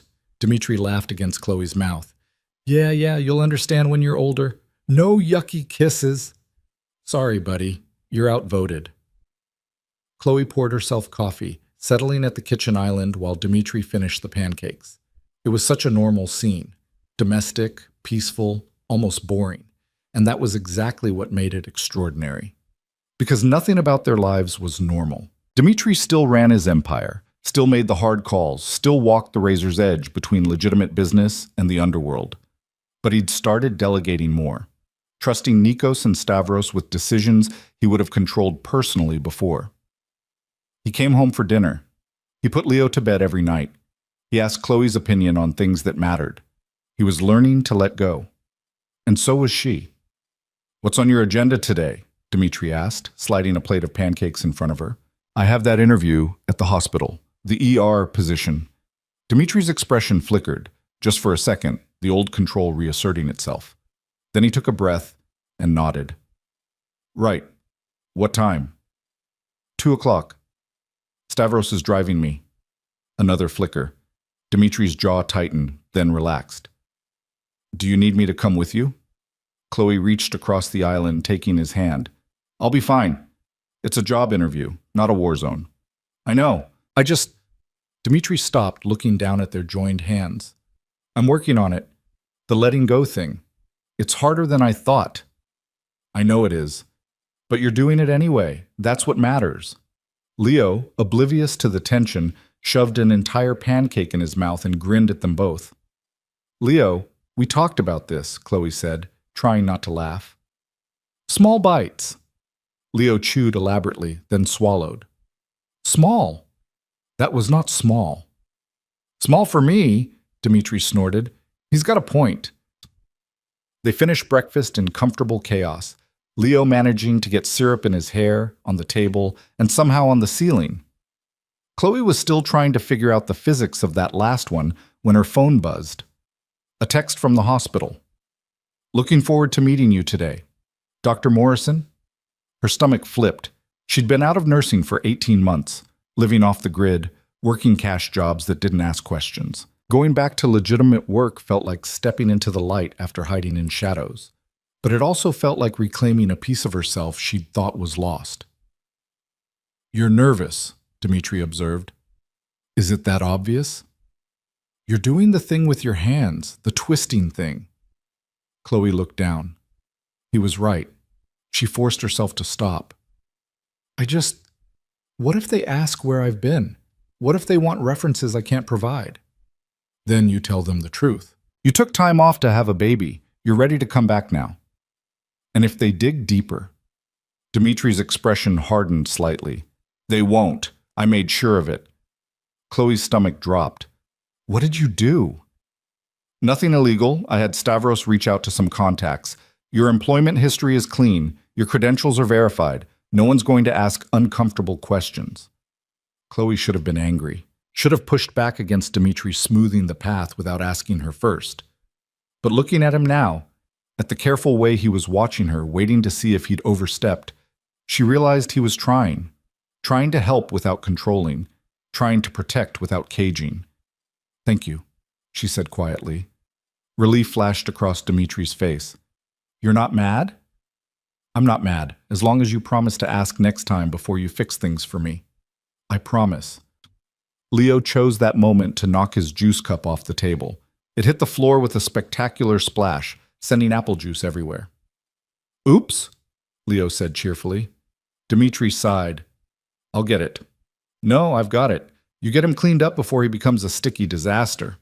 They moved around each other easily, a choreography they'd developed over months of learning to share space, share decisions, share the million tiny responsibilities that came with raising a child. It wasn't perfect. They still fought about security, about boundaries, about how much independence was safe and how much protection was necessary. But they fought as partners now, not as adversaries, and that made all the difference. The interview went better than Chloe expected. Dr. Morrison was warm, professional, and clearly impressed by her experience. They talked about trauma cases, triage protocols, the chaos of ER work. Chloe felt herself coming alive again, the part of her that loved nursing awakening after 18 months of dormancy. "When can you start?" Dr. Morrison asked at the end. Chloe's breath caught. "You're offering me the position? If you want it, we're short-staffed and your background is exactly what we need. 3 12-hour shifts a week to start. You can pick your schedule." Chloe wanted to say yes immediately, but she'd learned, slowly, painfully, to consider all the angles. "Can I have 24 hours to think about it?" she asked. "I need to make sure childcare is covered." "Of course. Take your time." Stavros was waiting in the parking lot when she emerged, leaning against the SUV with his characteristic stoicism. He opened the door for her without comment. "How did it go?" he asked once they were moving. "They offered me the job." Stavros's mouth quirked, the closest thing to a smile she'd ever seen from him. "Congratulations."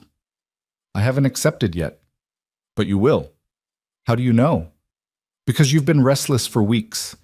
Mr. Constantine sees it, even if he won't say it. You need this." Chloe looked out the window, watching Athens slide past. "Does it bother him that I want to work?" "It terrifies him, but he's learning to live with being terrified." Stavros glanced at her in the rear-view mirror. "That's growth, Miss Harper. For a man like him, that's everything." They drove in silence for a while. Then Chloe asked the question that had been nagging at her for months. "Do you think he'll ever really let go? Stop trying to control everything?" Stavros considered this carefully. "No. Control is too fundamental to who he is. But I think he's learning to choose what he controls and what he lets go. That's the best you can hope for with men like us." "Men like you?" "Men who've survived by never trusting anyone, by always being 3 steps ahead, by treating the world like a battlefield." Stavros's voice was matter-of-fact. "You can't undo that completely. But you can teach us that not everything is a battle, that some things are worth the risk of letting go." Chloe's throat tightened. "You think I'm teaching him that?" "I know you are. I've worked for Dmitri for 12 years. I've never seen him like this. Happy. Present. Human." Stavros met her eyes in the mirror. Whatever you're doing, keep doing it. Leo was napping when Chloe got home. Dmitri was in his office on a video call that sounded tense and complicated. Chloe peeked in, caught his eye. He held up 5 fingers. 5 minutes. She used the time to check on Leo, who was sprawled across his crib like a starfish, one leg hanging through the bars. She adjusted him gently, covering him with his favorite blanket, the one with trucks on it that Dmitri had bought on a rare trip to a regular store. "How's he doing?" Chloe turned. Dmitri stood in the doorway, his suit jacket discarded, his tie loosened. Dead to the world. The pancakes knocked him out cold. Dmitri smiled. "My secret weapon, carbs and sugar." They stood together, watching Leo sleep. These were Chloe's favorite moments, the quiet ones, when it was just the 3 of them and the world outside the compound didn't exist. "They offered me the job," she said softly. Dmitri's hand found hers. "That's good. That's really good." "You mean that?" "I do." He turned to face her fully. "I won't pretend I'm not worried. The hospital is outside the compound, outside my control. But you need this. And I need to trust that you'll be careful. I will be. I promise." "When do you start?" "I haven't accepted yet. I wanted to talk to you first, make sure we can handle childcare, make sure you're really okay with it." Dmitri pulled her into his arms, his chin resting on top of her head. "I'm okay with it. Scared out of my mind, but okay with it. Take the job, Chloe. Be a nurse again. I'll figure out the rest." Chloe breathed him in, expensive cologne and coffee and something uniquely Dmitri. "We'll figure out the rest. Together." "Together," he agreed. They stood like that for a long time, holding each other in the nursery while their son slept, and Chloe felt something settle deep in her chest. Not contentment exactly. Their lives were still too complicated for that. But peace. The knowledge that they were building something real, something that could withstand the pressures of Dmitri's world and the weight of their past. Later that evening, after Leo was in bed and the compound had settled into its nighttime rhythm, Dmitri found Chloe in the garden. She was sitting on a bench beneath the olive trees, wrapped in a sweater against the cool evening air. He sat beside her, not speaking, just present. Finally, Chloe broke the silence. "Do you ever regret it? The deal with Costas? Giving up the docks?" Dmitri considered the question. "No, the docks were valuable, but they were just business. You and Leo, you're everything. I'd give up the entire empire if it meant keeping you safe." "You say that now, but what about in 5 years, 10 years, when Leo's older and the threat has passed?" "The threat will never completely pass. That's the reality of my world." Dmitri took her hand, threading their fingers together.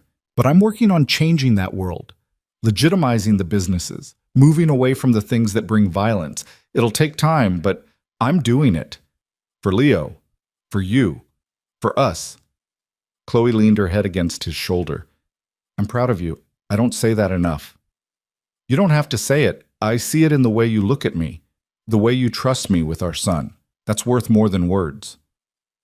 They sat in comfortable silence, watching the stars emerge over Athens. Somewhere in the distance, the city hummed with life. Millions of people going about their business, unaware of the crime lord and the nurse sitting in a garden, building a future from the wreckage of their past. "I have something for you," Dmitri said eventually. He pulled a small box from his pocket. Not a ring box. Something flatter, wider. Chloe took it, her heart suddenly racing. "What is this?" "Open it." Inside was a key. Simple, brass, unremarkable, except for the address engraved on the tag attached to it. "What?" Chloe started. "It's a house," Dmitri said, "in the suburbs. 3 bedrooms, a yard for Leo to play in, good schools nearby, completely separate from the compound, from my businesses, from everything. A place that's just ours, just a family's." Chloe's hands shook. "You bought us a house?" "I bought us a future. A normal one. Or as normal as we can manage. I know the compound is safe, but it's not a home. Not really. This," he gestured to the key, "this could be home. If you want it." Tears blurred Chloe's vision. "When did you do this?" "I've been working on it for months. Had Nikos handle everything so it wouldn't be connected to me. It's in your name. Completely yours. If you want to take Leo and live there full time, you can. If you want to split time between there and here, we'll make it work. I'm not caging you anymore, Chloe. I'm giving you options. Chloe threw her arms around him, the key clutched tight in her fist. I love you. I love you so much it terrifies me. Dmitri held her close, his voice rough. I know the feeling. They stayed like that until the night grew cold and the stars blazed overhead. Two people who'd found each other against impossible odds, choosing each other again and again and again. 3 months later, Chloe stood in the kitchen of their new house, watching through the window as Dmitri chased Leo around the backyard. Leo was shrieking with laughter, his little legs pumping as fast as they could go. Dmitri was letting him win, obviously dramatically, stumbling and falling and letting Leo tackle him into the grass. It was such a normal scene, almost boring in its domesticity. And it was perfect. Nikos appeared at her elbow, holding 2 beers. You've domesticated him. I didn't think it was possible. Chloe took the beer, smiling. He domesticated himself. I just gave him a reason to. That kid is the best thing that ever happened to Dmitri. Second best, Nikos amended, toasting her with his bottle. You're the first. I don't know about that. I do. I've known Dmitri my whole life. I've seen him happy exactly twice. Once when he took control of the family business, and every day since you came back. Nikos's expression turned serious. You saved him, Chloe. He was turning into something cold and untouchable.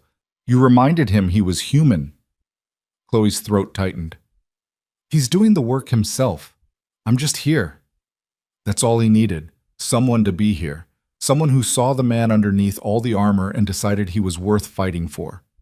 Outside, Leo had climbed onto Dmitri's back, demanding a horsey ride.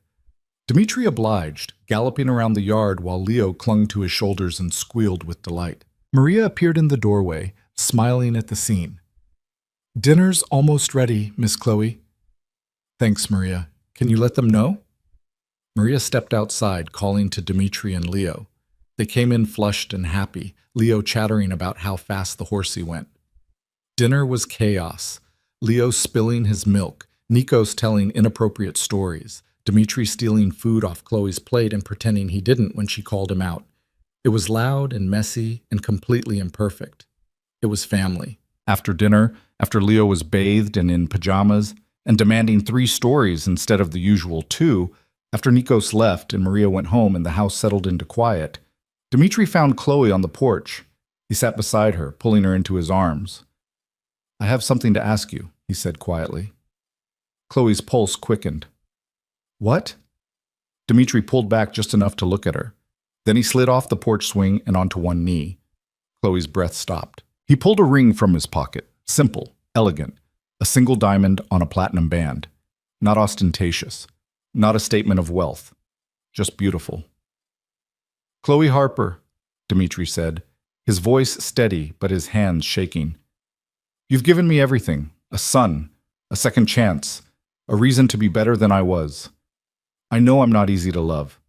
I know my world is complicated and dangerous and sometimes terrifying, but I promise you, I will spend the rest of my life trying to be the man you deserve, the father Leo deserves. Will you marry me? Chloe was crying openly now, not bothering to wipe the tears away. Yes. Yes, of course, yes. Dmitri slid the ring onto her finger, then pulled her down into a kiss that was equal parts desperation and joy. When they broke apart, both breathing hard, he pressed his forehead to hers. I love you, he whispered. I'll love you until the day I die, and probably beyond that. I love you too. Even when you're impossible. Even when you're controlling. Even when you make me crazy. Especially then? Especially then.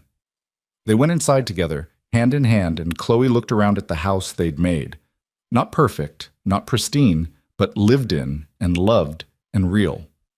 Dmitri's jacket was thrown over a chair. Leo's toys littered the floor. The kitchen still had dishes from dinner. It was messy and chaotic and absolutely nothing like the life she'd imagined 18 months ago when she'd run from the most dangerous man in Greece. It was so much better.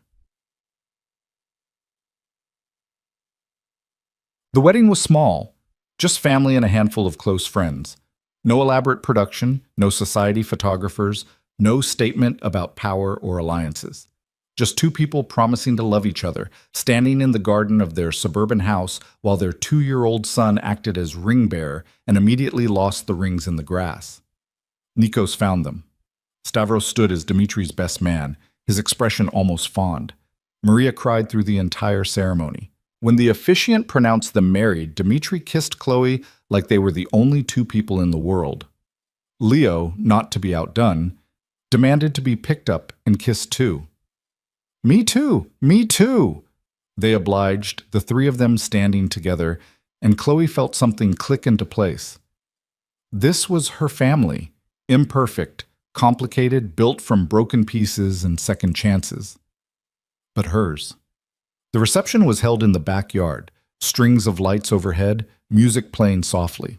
Leo fell asleep on Nikos' shoulder halfway through, exhausted from running in circles. Dmitri and Chloe danced alone under the stars, swaying to music only they could hear. Any regrets? Dmitri asked. Chloe thought about it. About the fear and the running and the 18 months she'd spent alone.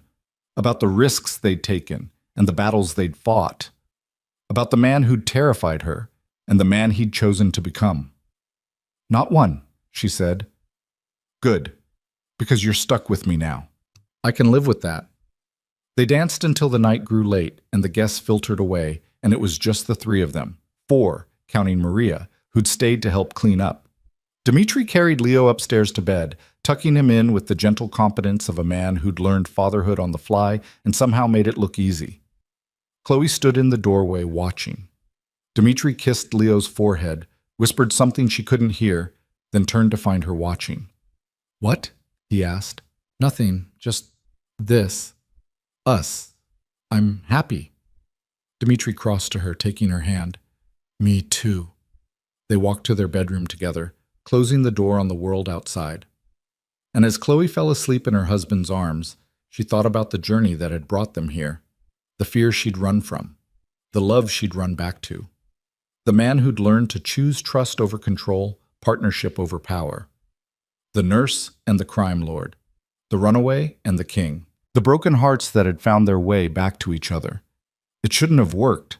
By every reasonable measure, they should have failed. But they hadn't.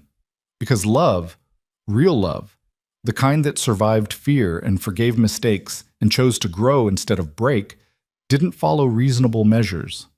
It just was. And that was enough. 5 years later, Chloe stood in the backyard of their house, watching Leo play soccer with his father. He was 7 now. All skinny limbs and boundless energy, his dark curls still untamed despite her best efforts. Dmitri had officially retired from the underworld 2 years ago, transitioning his empire into legitimate holdings, real estate, shipping companies, investments. It had been a slow process, full of difficult decisions and severed ties, but he'd done it. For Leo, for Chloe, for the future they were building. The compound still existed, but they rarely used it anymore. This house, suburban, normal, wonderfully ordinary, was home. A small hand tugged at Chloe's shirt. She looked down to find her daughter staring up at her with wide, dark eyes. Elena. 3 years old, named for Dmitri's mother, with her father's stubborn streak and her mother's fierce independence. Mama, can I play too?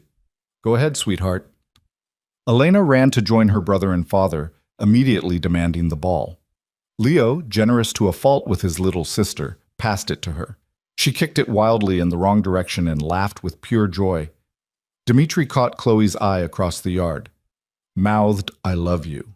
She mouthed it back. Later, after the kids were in bed and the house was quiet, they sat together on the porch swing. Dmitri's arm was around her shoulders, her head resting on his chest. Do you ever think about what would have happened if you hadn't called that night? Dmitri asked quietly. Chloe considered it. Sometimes, but not often. What's the point? The point is that one phone call changed everything.